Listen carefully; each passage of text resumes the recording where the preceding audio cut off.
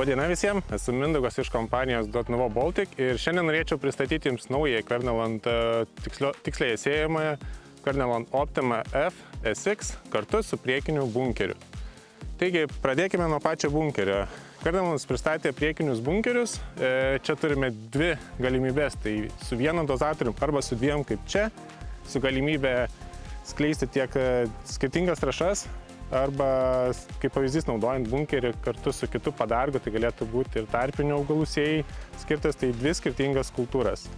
Pats bunkeris valdomas per izobas sistemą, tai viską tiksliai ir tolygiai gali padaryti iš traktoriaus kabinos, patogu, naudojant tiek tais būtent Kvernelando terminalą kompiuterį, arba būtent iš traktoriaus, pasijungus jį per izobas sistemą.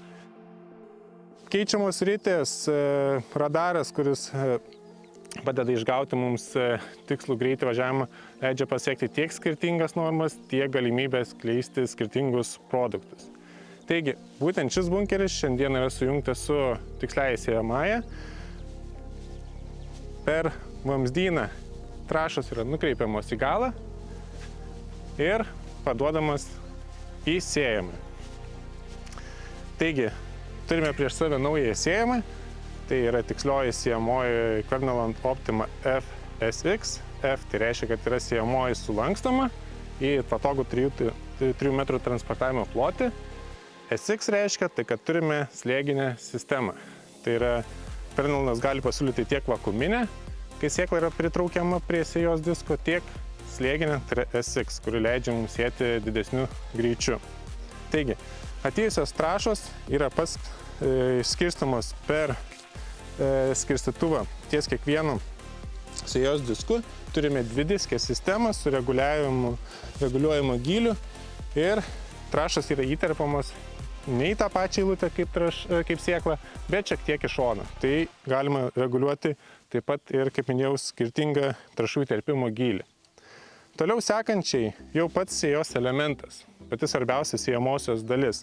Taigi, turim kopijavimą per lygiagretainį, nesvarbu koks tai būtų paviršiaus netolygumas, mes turėsime puikiausiai sukopijuotą paviršių.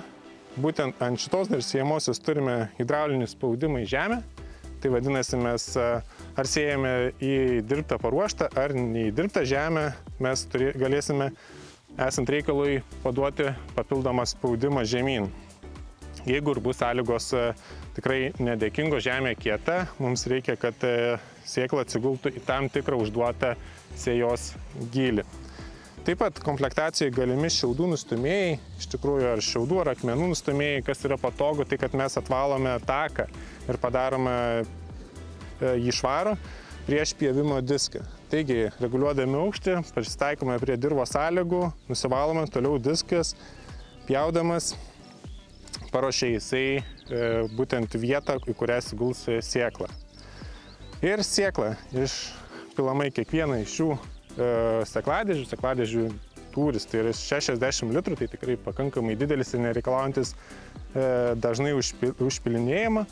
Supilamos sėklos, kurios būtent šituo atveju yra slėgio pagalba prispaudžiamos prie sėjos disko, diskas sukasi ratu ir ties tam tikrų momentų yra nutraukiamas slėgis ir sėkla krenta žemyn, o papildomai jisai pučia žemyn. Tai mes turim kažkur iki 70 km per valandą greičiu krentančią sėklą žemyn ir kas leidžia mums būtent sėti didesniu greičiu. Taip pat tiksliau mes nebeturime taip, kad sėkla laisvų kritimų krenta, o mes turime, kad jinai papildomai su slėgiu leidžiasi žemyn, todėl išgaunamas didesnis greitis.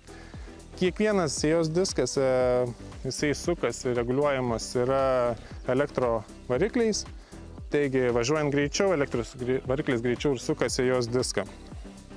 Toliau turime tarpinį ratuką, kuris paskirtis yra iš tikrųjų tai, kad sėkla būtų sugaunama ir prispaudžiama žemyn, kad tiksliai atsigultų į sėklos galiavietę. Ir galiniai užspaudimo ratukai, tai būtent, kai sėkla atsigula ant kieto pagrindo, užspaudžia ją šiek tiek puresnė dirva. Taip pat šioje sėjamojame turime mes ir mikrogranulių dozatorius, būtent kiekvienai sekcijai, kas reiškia, kad galima esant poreikiu ne tik tais paduoti granuliuotas trąšas, Taip pat galime ir įberti startinių trąšų, kas kiekvienais metais vis tampa populiaresnis dalykas.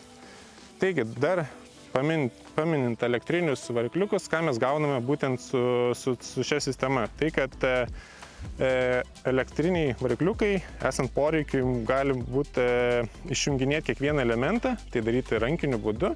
Taip pat galime ir išsipirkę licenzijas naudoti kaip galulaukių sistemą arba kaip geosid pirmą arba antrąjį lygius. Tai kas reiškia, kad sėklą galime išdėstyti tolygiai per pačią siejamąją, išdėstyti ją šachmatinę tvarką, tai yra paslenkant ir taip sukuriant daugiau erdvės pačiam augalui ir sumažindami tokiu būdu tiek vėjo, tiek vandens eroziją ir suteikdami pačiam augalui tolygias, vienodas sąlygas. Ir taip pat, kam aktualu, tai mechaninį, pavyzdžiui, piktžolių kontroliai mes galime išdėstymą padaryti ne tik tais per siejamosios plotį, o per visą lauką. Tai turėsime tolygius tarpus tiek važiavimo kryptimis, tiek imant 90 laipsnių kampu. Tai kas planuoja dirbti toliau su tarpueilių kultivatoriais, tokią sistemą galime padaryti ir tokią sėją išgauti. Šiuo metu yra ant siejamosios sumontuoti būtent 12 sėjos elementų. Tai naudojam ją 45 cm tarpueiliams. Ir jeigu norite, galime taip pat sustumdyti ir išėmus 4 elementus pačią sėjamąją naudoti ir kukurūzų sėjai. Tai šiai dienai mes sėjam cukrinius runkelius, bet perstumdę sėjamąją galime ją lengvai pritaikyti ir kitų kultūrų sėjai.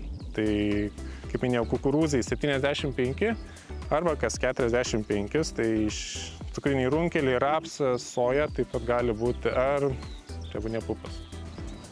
Kalbant apie trąšas, dar norėčiau paminėti, kad ne tik tais granuliuotos trąšos, bet taip pat Kernlandas gali pasiūlyti opciją, tai yra skystas trąšas. Tai vietoj priekinio smulkių sėklų bunkerio ar trąšų bunkerio mes galime sumontuoti skystų trąšų baką ir lygiai tokia pačia sistema atvedusi galą mes įtirpinėti jau skystas trąšas su šiek tiek kitokiu disku. Tai po truputį tas irgi tampa populiaru ir ateina į lietuvą.